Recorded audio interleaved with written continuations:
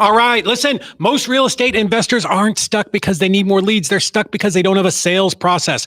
2025 is already exposing the gap between the hustlers and the operators. And the winners, they've got documented systems, clear KPIs, and intentional relationships. Benmont Locker has built and scaled multiple 7- and 8-figure businesses, co-founded Ramp, and facilitated growth for some of the top investors inside the Collective Genius Mastermind. And today, he's breaking it all down, the real reasons you're plateauing and the exact structure you need to fix it. Let's get right to it. Welcome to the Closers Club.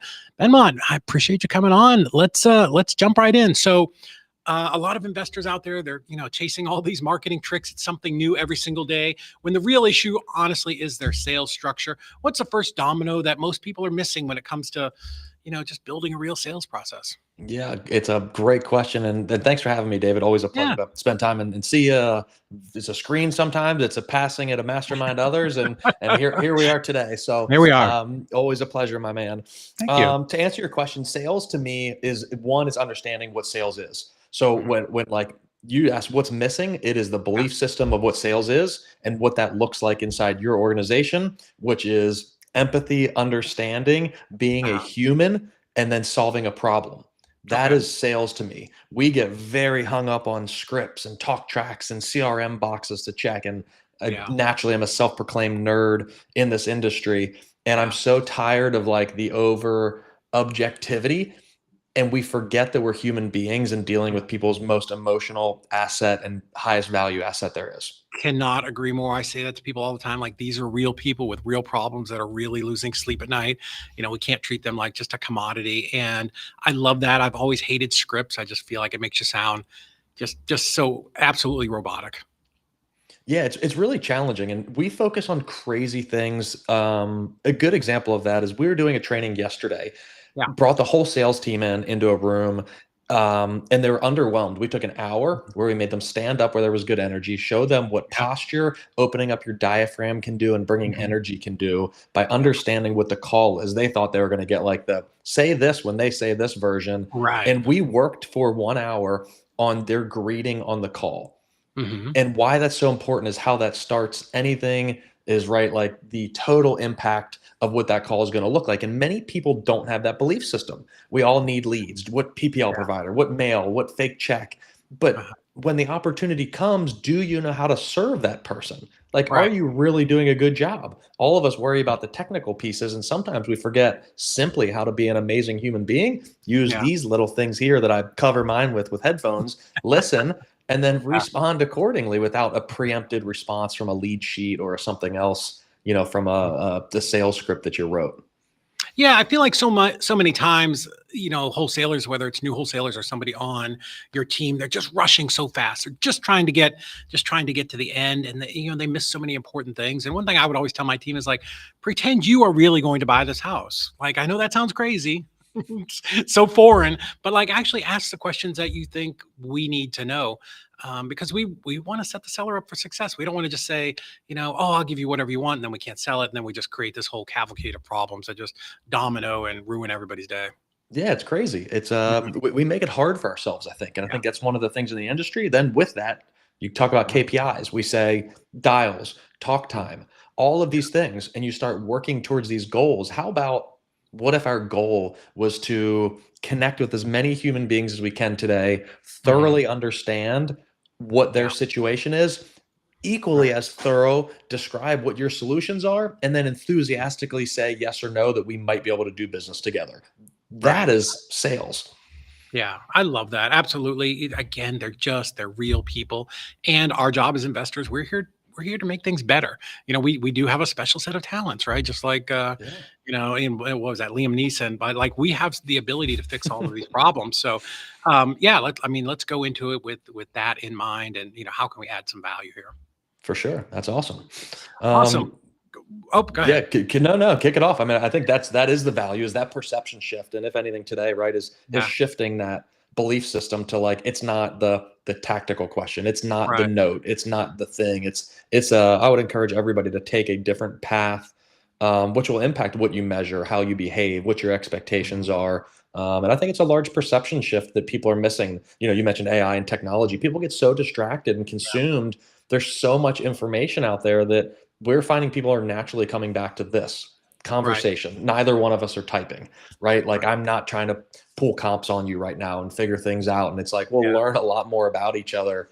And then wherever that goes, I don't know. But, like, right, investing is a game of odds to begin with. So Yeah. hedge our bets, have good conversations, and let it roll. So Yep. yeah, man. 100%. So I know that you work with a lot of different people. Is there, like, how do things change when you're coaching either like an individual or like a whole team? Are there any kind of I mean, does that change up at all, or is it just kind of the same message all the way through?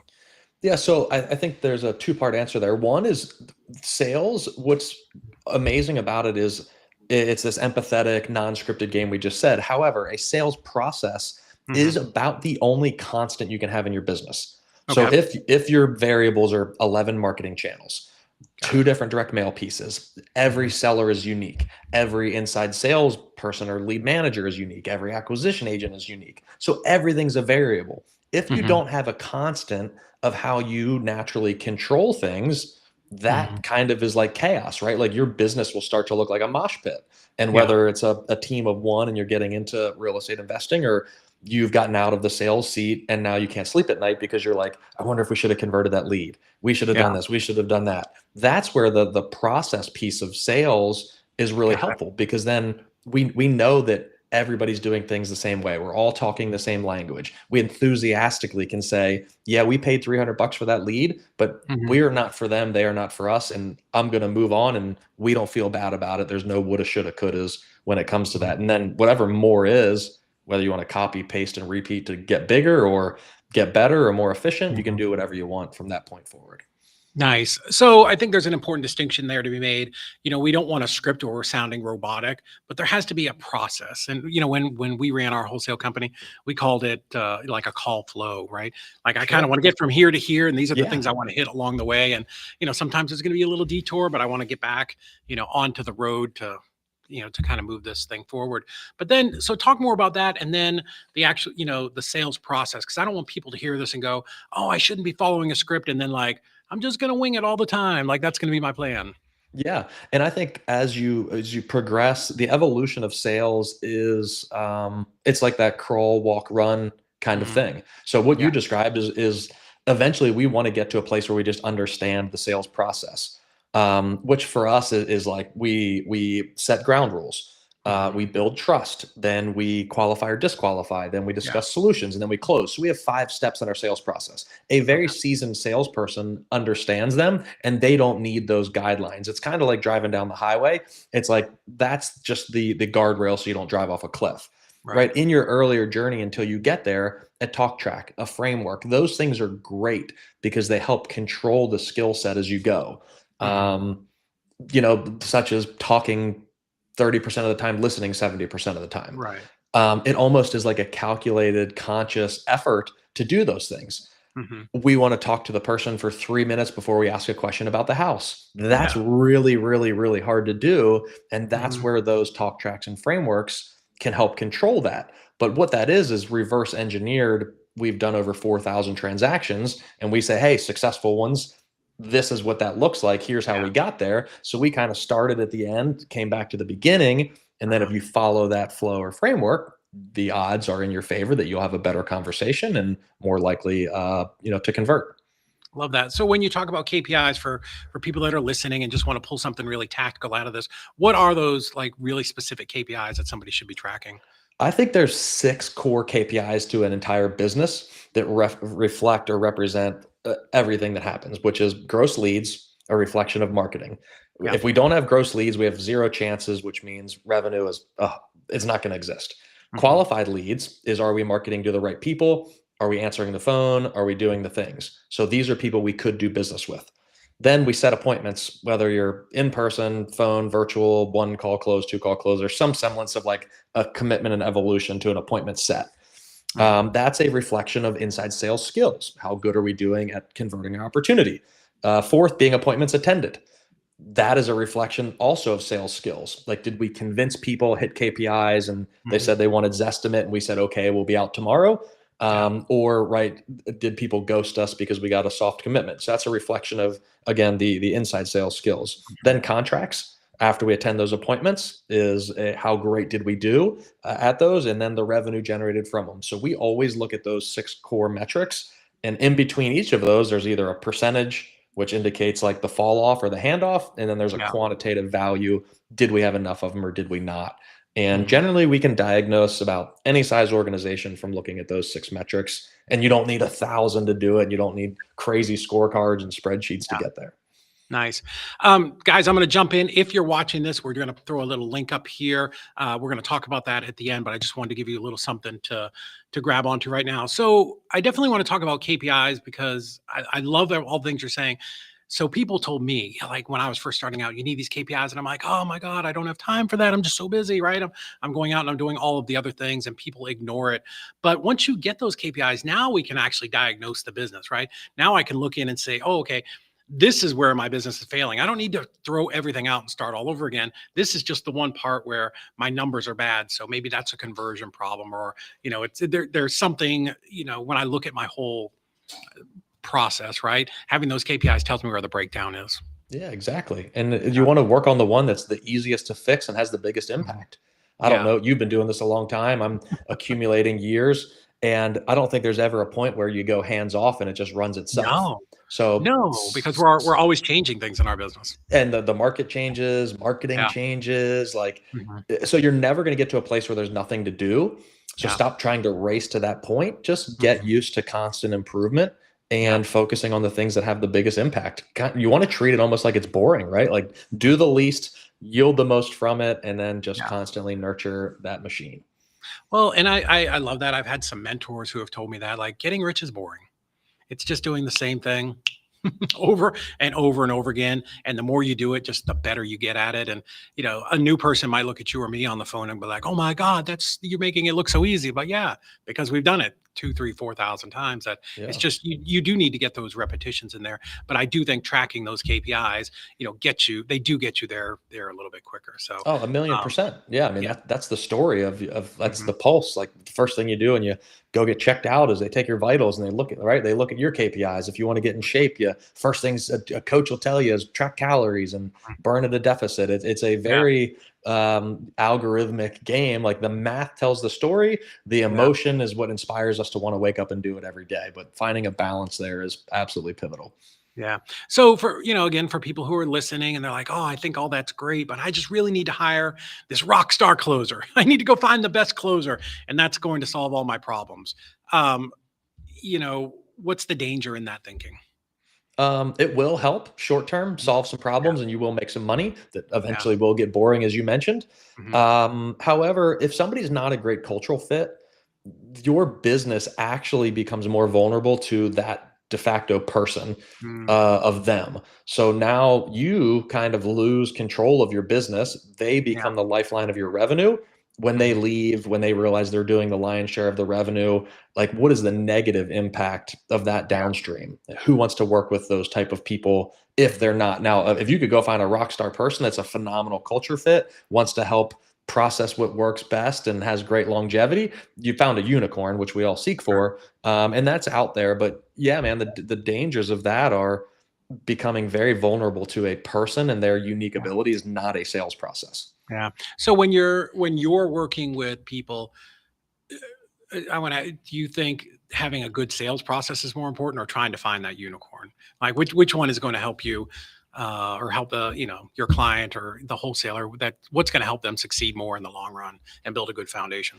Yeah, I would have said it depends until you said in the long run. The long run is always going to be a sales process. Yeah. like it's easy for somebody to show up and throw up and make a big mess, whether that's a financial impact or a mess of your culture, but it's short term. I always go to the Simon Sinek analogy of like the Navy Love SEALs will pick somebody that is medium performance it. and high trust over a high performer and low Yes. trust, whatever that translates to in your business, like Mhm. wondering if they're working, taking money, stealing leads, like not good Right. for the culture, whatever it is. And Yeah. that to me equals, right, that's like the process is like, Mhm. this is maybe not as quick. Maybe this month isn't as great. Maybe it's not as flashy and appealing as a crazy sales guy. But when you said in the long run and for your team, your sanity, Yeah. your culture, 100% to establish a good sales process. And it's not Yeah. hard. Like this isn't a 12-month project, right? It's just defining what that is for you. Yeah. Yeah. I think for sure that, yeah, to have something long term, I would much rather have the person who's going to show up every day, be coachable, be trainable, and just, come in and get that feedback and then go back and apply it on the phones than the person who's just magically gifted. And I've had a person like that in my office one time. This guy, he came from pest control sales and he was so good on the phone he made me uncomfortable to stay. Like he literally, he would talk almost every single person into a contract. His fallout rate was like 70%. Like I literally don't know how he did it, but be like 3 days later people be like, I don't want to sell my house. Like I don't know the magic that this kid had. And it wasn't like he was doing it maliciously. He Yeah. was just so naturally good on the phone that finally we had to let him go because it was costing us money, chasing these deals that were never going to close. It was crazy. Yeah, and I think at the end of the day, that's what happens. Mhm. We hired a business coach one time, and it's always like perspective. They tell you the craziest stuff. You pay somebody a bunch of money, Yeah. you avoid some of your problems that you know exist, and then they just Mhm. apply pressure to them. Where he asked me, and he was like, "Hey, man, if you had a tumor that was cancerous, how long would you let that in your body for?" Yeah. And we were talking about a person that was that toxicity, even though they could generate some revenue. And I Right. was like, damn it, like that's a very loaded question. Like, get it out right away. And he's like, so what are you doing? And I Yeah. think that's like the same where it's like build for Mhm. sustainability. It's Yeah. every time you want to rebuild your business from ground up, you want to do it Mhm. less each and every time. That's for Yeah. sure. I think it's so true. And that's happened again to me. I've paid so much money for amazing coaches and they'll tell me stuff and it will just rock me. And I'm like, that wasn't that brilliant. Like I knew that. Yeah. Apparently I just needed to pay $50,000 to bring somebody in to, Some validation. yeah, to tell me how dumb I was and that the answer was right in front of my face. Okay, last question. I'm going to put you to the test here. All So, right. if you had to rebuild your sales process from scratch with just your phone and a whiteboard or your phone and a pad of paper, what are the first steps that you would take? On a Friday afternoon, David. Friday Um, afternoon, man, before we're going into the weekend. I actually love that question because Yeah. our sales team, if I was to build my sales process, it would literally be encouraging myself, if I'm doing it, or my team, if they're doing it, Mhm. to do just that, oversimplify it. I would write down a couple pivotal things that need to exist. You Mhm. mentioned a whiteboard or a note tablet. We Yeah. don't use computers. We have a big team and do a lot Really? of deals. I do not want to hear the tippity tapping while I'm trying to Yeah. talk to you. You're telling me about a husband that Mhm. passed or a pre foreclosure. So what Mm. I would do is I would write down like 4 questions on that whiteboard, and that would be my talk track, my framework, all of those things. Love that. I would we start everything in the 6 connecting questions, which are toddler: who, what, when, where, why, how. So I Mm. would write those at the top of my piece of paper, and I would make sure I asked one of each of those things. And then at the end of the day, I would focus on maybe 3 to 4 specific questions, such as like, what is this going to do for you? If it doesn't happen, right? What are we losing the opportunity of or to do? How can I help you get there? And then how will that make you feel at the end of that? And I would kind of understand their needs, their current problems. I want to understand how their perception is of how they're going to get there. And I Yep. equally want to learn what that's going to do for them at the end of it. And I would be very simple and ask a lot of those 6 connecting questions. That would Mhm. be my sales process. There would be no worries about objections and overcoming things. I would simply focus on listening and asking a couple basic questions. I love that. We literally have, one of our core foundational things here is simple is scalable. So I love that you're really breaking that down and keeping it simple and, being a human and talking to another person and just trying to solve those problems. So Absolutely. Absolutely love it. I know we're about to wrap this up, and a lot of people have probably gotten a ton of value out of this. Where can they follow you, or what's the best way to connect with you and maybe get some help with some of these things that we've talked about? Yeah, so if somebody wanted to check out our community, we run a sales training community that does this. It is how you build the foundation of sales and then how you work on your skills. You can grab Mhm. a 7-day free trial at ramprei.com, as you see there on Yeah. the screen, and you get full access to everything. You can catch 3 calls in that 7-day trial with our team, live training calls, direct access to the Mhm. community, hundreds of hours of modules and learning material and documents. So it's a great crash course and introduction if you don't maybe even know what that Mhm. exists in a community out there. And Nice. otherwise, I love connecting with people. I want to answer the questions that may seem silly, where you're hung up. I want to get you one step further ahead from where you are today to where you want to go. And Facebook's a great place to connect with me. That name, there's not many Benmonts out there. So I'm a pretty easy target to find. Yeah. Shoot me a DM, follow and connect with me. And let's just chat. Let me know where you're stuck. Let me know where you've been hung up in sales. Let me know what would make your life better tomorrow that is something lingering on your brain today. And that's all I'd ask, is to connect with cool people who want to go on this journey together. Nice. Guys, that is an absolutely amazing offer. Um, like I said in the intro, 100%. I know that he works with some of the top teams in the country, and that's an amazing offer to give them access to your group for a week. That's fantastic. Thank you so much, man. Thank you for having us. And all we want to do is share some of that knowledge, not make the mistakes you and I have over all these years of doing it, shorten that runway and have a good Yeah. impact on people. And then once they get deals, I know I can send them right back to your team and you guys can take it from there. Awesome. Cool. Thank you so much for coming on. I'd love to have you talk to Hannah, and we can schedule these more often, once a quarter, once a month, because I know there's just so many real tactical things that you can bring and that would just really help people. So I think that's amazing. Thank you so much for popping on. Always would love to. Thanks, man.